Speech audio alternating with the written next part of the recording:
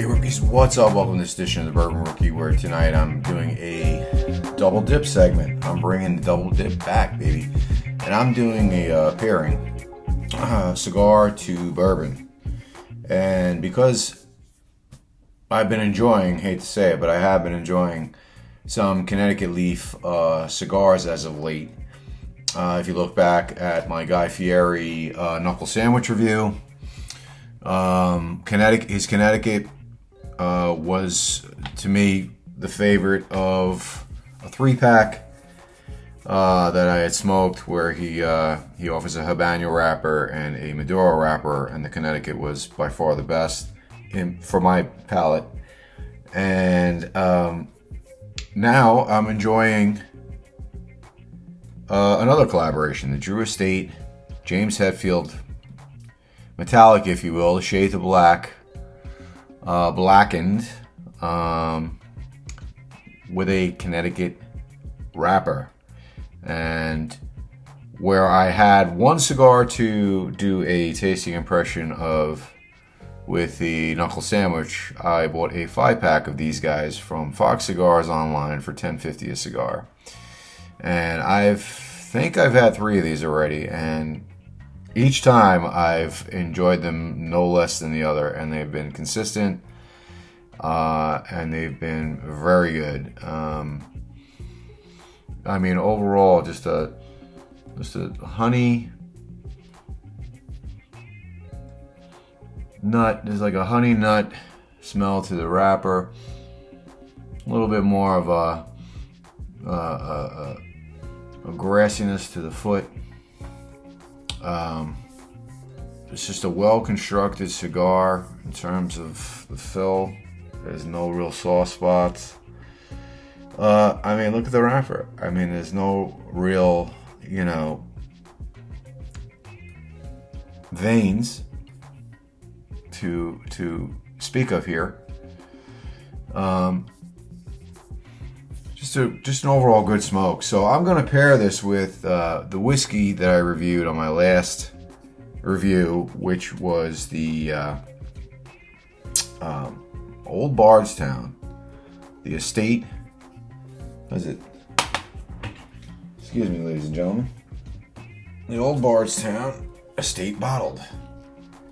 My last review, I actually liked it.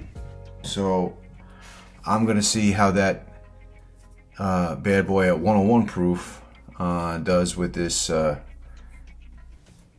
blackened Connecticut leaf cigar.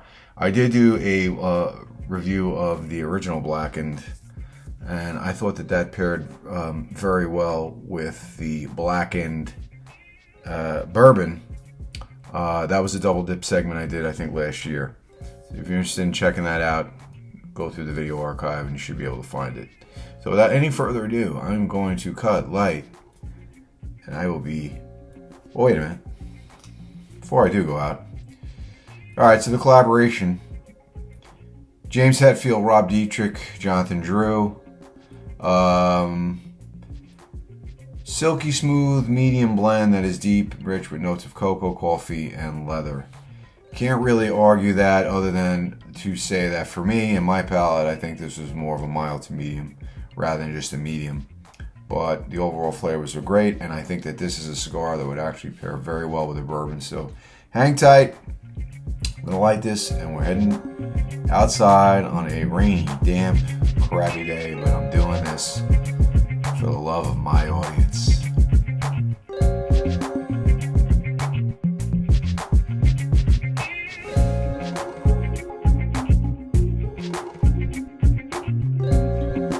Alright, so we're outside, we're lit pretty well for a rainy night. Would appear we had some... I'm not gonna see it, it's dark, what am I doing? And it's burning pretty well. So we've got some nice pepper on the foot, but not overpowering. Definitely some nice there's a silkiness to the smoke on the palate, on the tongue.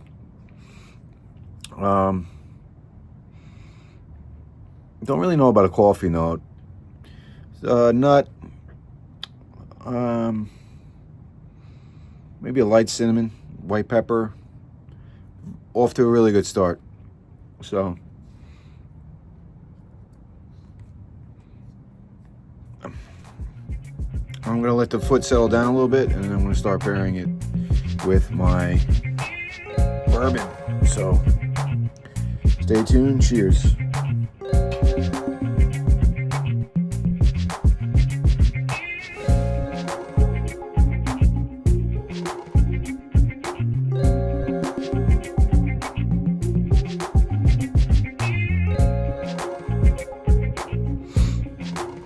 So I've gotten almost through the first third, but just enough to where the flavors have somewhat mellowed a little bit. This is just a fantastic cigar, and a very interesting blend. This, I'm not going to be able to, there's so much to it that I'm not going to be able to recite it from memory. So I'm going to put the description probably right in here, as well as the front of the video. However, this is an Ecuadorian Connecticut wrapper with a Connecticut broadleaf Maduro binder. Don't see that often, so that must be something new coming out of Connecticut. I've seen it maybe once or twice. Never really paid that much attention for whatever reason. Binder is a bit of a mix. Don't really remember all that, but it's going to be here. Much like the Guy Fieri cigar, where I smoked that and I got like a honey nut vibe, almost a honey nut Cheerio vibe. The aroma, the retrohale is fantastic, very sweet.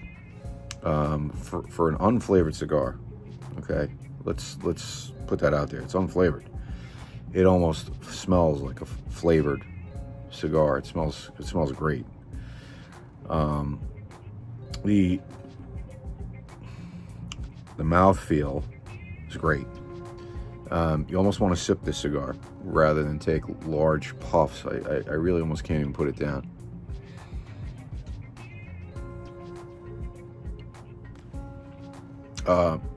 The pepper and the spice that I got initially in the first inch here is mellowing out to just a sweetness. And so I feel now it's time to basically take my first sip of bourbon with this.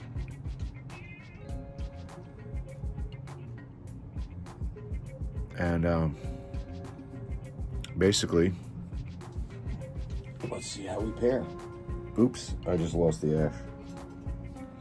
Hopefully the doggy here doesn't step it in.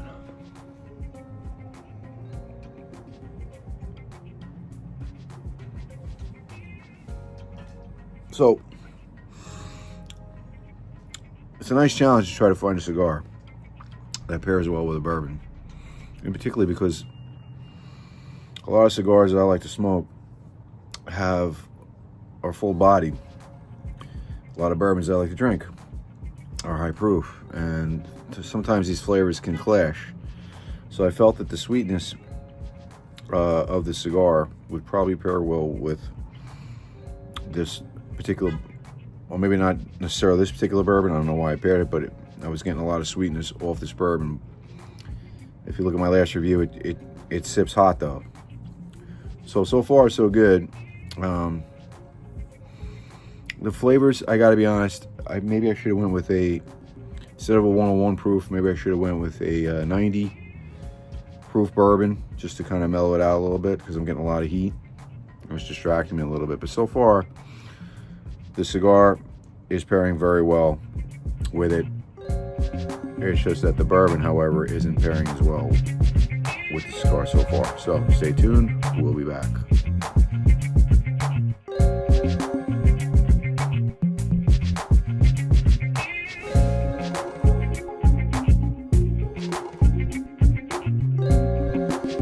So I'm nearing the end of my shade the Black M81, and I was very surprised to look up and find that Cigar Aficionado gave this an 88, where they gave the M81 Maduro, the original, a 95.